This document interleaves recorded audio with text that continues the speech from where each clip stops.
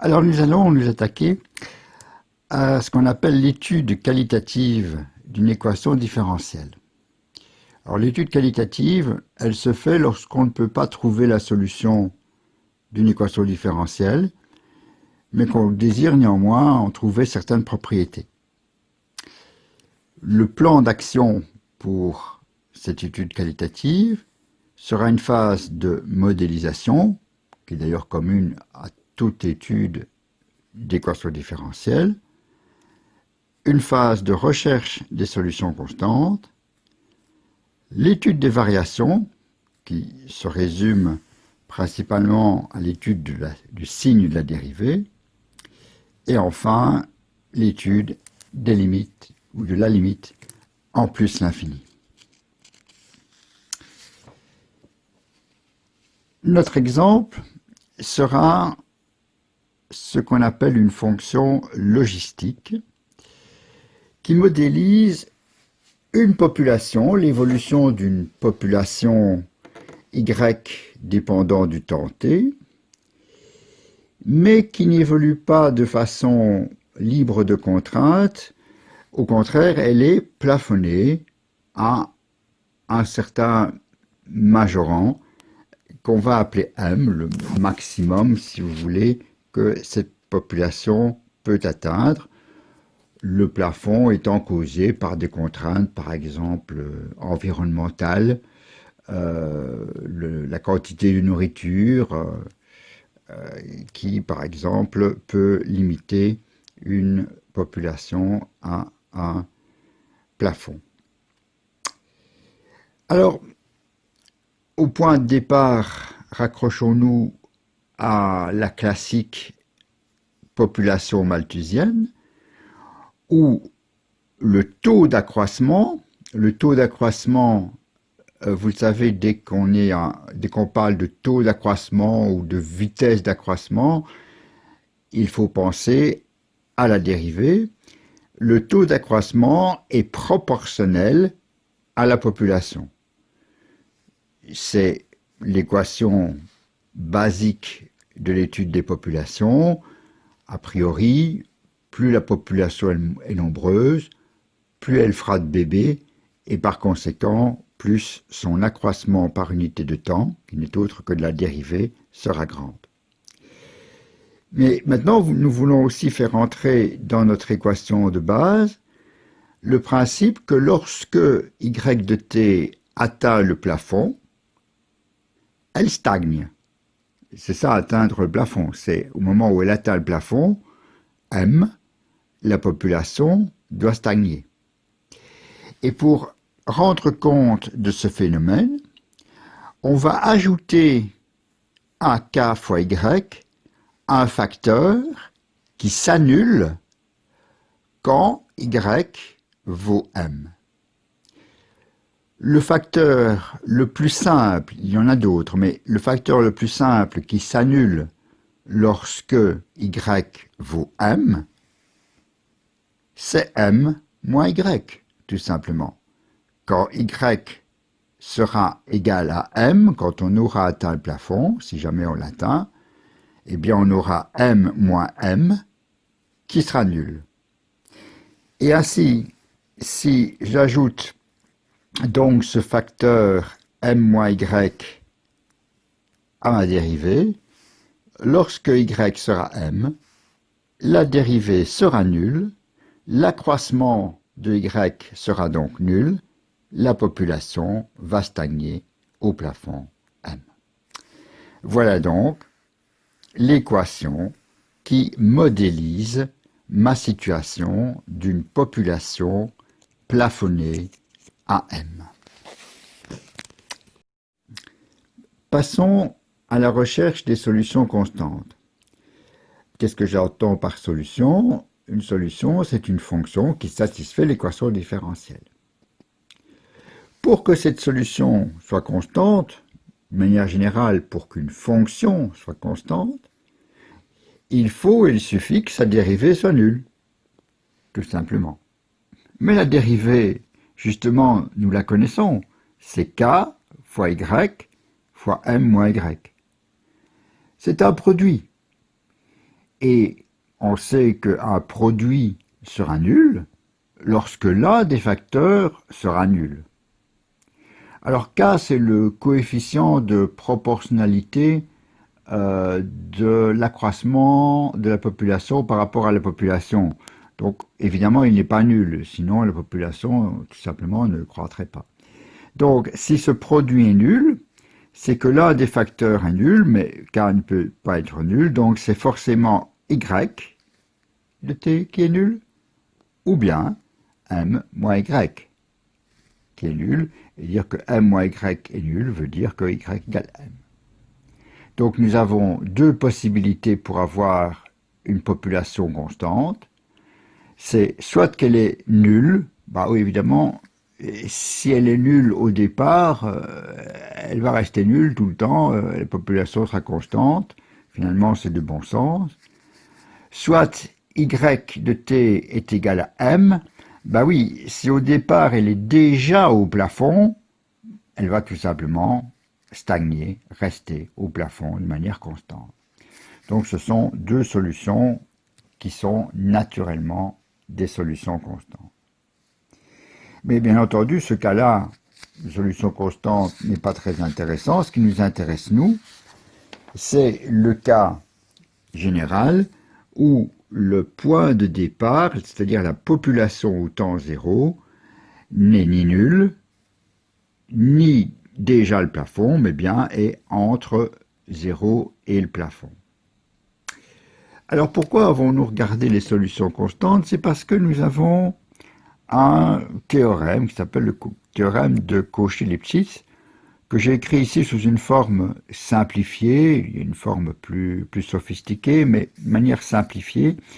On peut dire que lorsque j'ai une équation différentielle y' qui s'écrit sous la forme f de y, et ici c'est le cas, f de y c'est k fois y fois m moins y.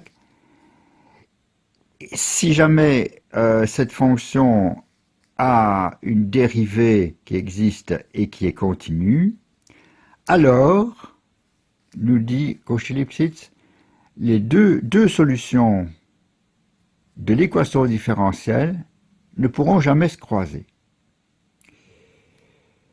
Ici, c'est le cas. La fonction f n'est autre qu'un polynôme du second degré, qui a évidemment une dérivée, qui est un polynôme du premier degré. Et bien entendu, tous les polynômes sont continus. Donc, deux solutions quelconques ne peuvent pas se croiser. Or, nous en avons déjà deux, des solutions constantes, la solution 0 et la solution constante m. Et ce que nous cherchons, nous, c'est la solution générale où y0 est entre 0 et m. Oui, mais si notre fonction part de y0 compris entre 0 et m, et qu'elle ne peut ni croiser la solution m, je ne peux pas aller au-delà de m, ni croiser non plus la solution 0, je ne peux pas aller en deçà de 0, ben, c'est qu'elle est forcée de rester entre 0 et m. Autrement dit, grâce à Cauchy-Lipschitz, les solutions constantes que j'ai trouvées sont des bornes que ma solution générale ne pourra jamais franchir. Donc, autrement dit, si le point de départ y0 est entre 0 et m, eh bien ça voudra dire que y de t sera entre 0 et m pour tout t. Pourquoi cette remarque? Parce qu'elle va nous servir maintenant pour étudier le signe de la dérivée. Alors, la dérivée, elle n'est pas très dure, puisque c'est juste le produit de k par y par m moins y. Pour étudier le signe d'un produit, c'est facile, il suffit de faire le produit des signes. Or, k est une constante positive. Elle pourrait d'ailleurs être négative si la fonction décroissait, mais disons que nous sommes dans le cas où k est positive. Y est évidemment positive au-delà de 0 et négative en deçà de 0, et m moins y est négative au-delà de m, parce que quand on retire à m un nombre qui est plus grand que m, ben ça devient un nombre négatif, et positive avant m. Donc, par multiplication des signes, plus par plus fait moins, en deçà de 0, plus par plus fait plus entre 0 et m, et plus par moins fait moins au-delà de m. Il faut noter que ceci n'est pas un tableau de variation traditionnel, parce que de manière traditionnelle, les tableaux de variation se font en fonction de la variable. Or ici, ce n'est pas la variable, c'est la fonction y.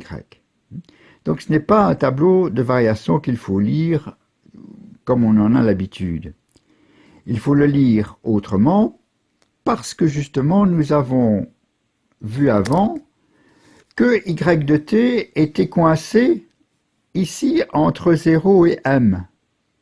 Mais si y de t est coincé entre 0 et m, bah, tout simplement ça veut dire que cette colonne-ci et cette colonne-ci, on s'en moque, on est de toute façon confiné entre 0 et m, c'est-à-dire en fait on est obligé, y est toujours concerné uniquement par cette colonne-ci, où y' est positive, et donc la fonction y est croissante.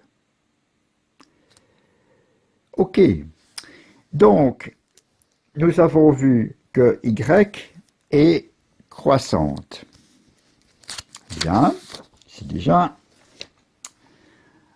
un bon point, c'est d'ailleurs l'étape C qui est ainsi conclue.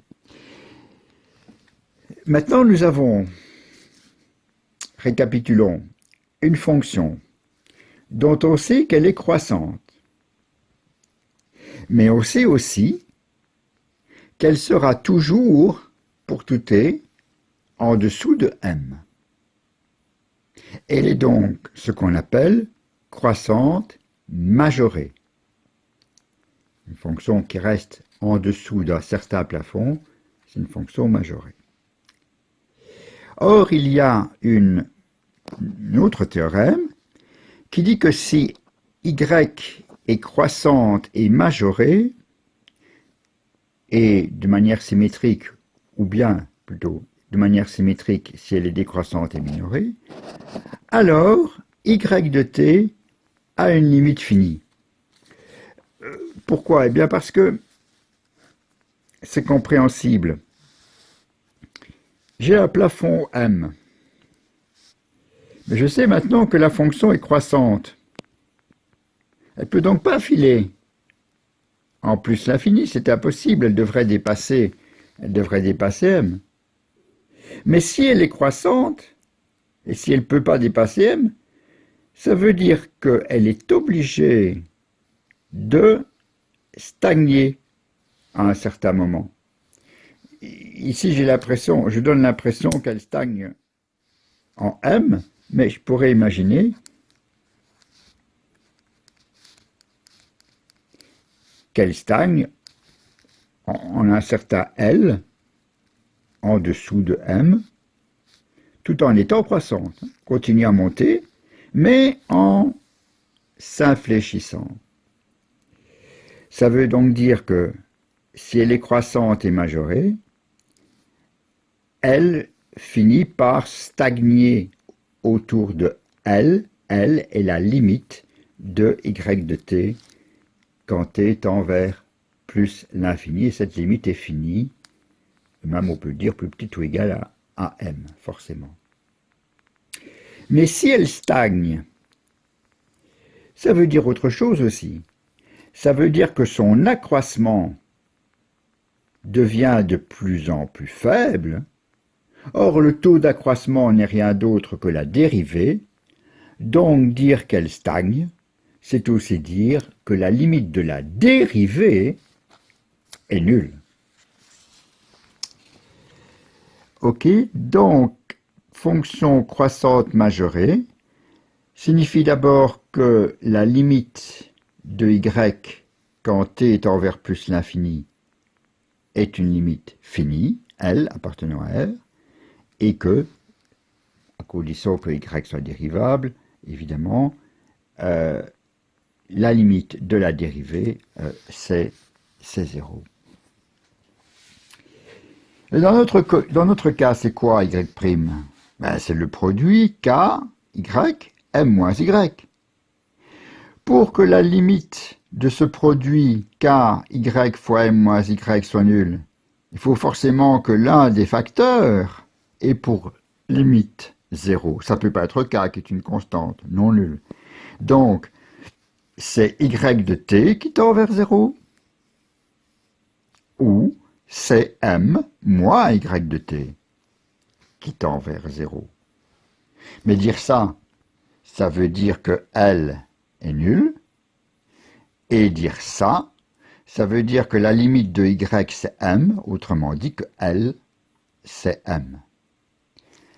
La conclusion de tout ça, c'est que non seulement y a une limite finie, mais que cette limite finie ne peut, en outre, n'être que 0 ou m. Le dernier pas, c'est de trancher entre 0 et m, et là il faut juste se rappeler que la fonction est croissante à partir d'un nombre qui est plus grand que 0, puisque y0 c'est posé entre 0 et m. Alors, comment voulez-vous tendre vers 0 si vous ne faites que croître à partir d'un nombre qui est déjà plus grand que 0? C'est impossible. Donc, L ne peut pas être 0, ça c'est impossible. Puisque c'était 0 ou m, ce sera m. L, c'est donc m. La limite de y pour t tendant vers plus l'infini, c'est égal à m. Je dis en passant que signifie concrètement la limite en plus l'infini pour une population dépendant de t, c'est qu'est-ce que devient la population à long terme? À long terme, elle atteint le plafond qu'on avait fixé. Et bien, finalement, nous pouvons rassembler toutes les informations de y que nous avons obtenues, même sans connaître y. Nous savons que la fonction ne fait que croître. Au début, on peut dire qu'elle croît un peu comme une exponentielle. Ici, on est parti d'un plafond 10 avec un y0 qui est 2. Ça ne se voit pas très bien, mais si on regarde ce qui se passe, si on recule un peu dans le temps, là où y est vraiment très petit, on part véritablement comme une exponentielle. Et c'est assez logique parce que l'équation différentielle est celle-ci. Lorsque y est très loin du plafond, on peut considérer finalement que m moins y, c'est comme m. Et du coup, y' c'est k fois m fois y. K fois m, c'est une constante. Et on retrouve en fait une équation quasiment malthusienne dont on sait que la solution est une exponentielle. Mais quand y grandit, alors ceci n'est plus du tout assimilable à une constante. Et donc ça va provoquer un changement de courbure, on le voit ici, le changement de courbure, pour faire en sorte que finalement la courbe devient stable, se stabilise tout en se rapprochant du plafond, ici 10, avec ce qu'on appelle une asymptote horizontale.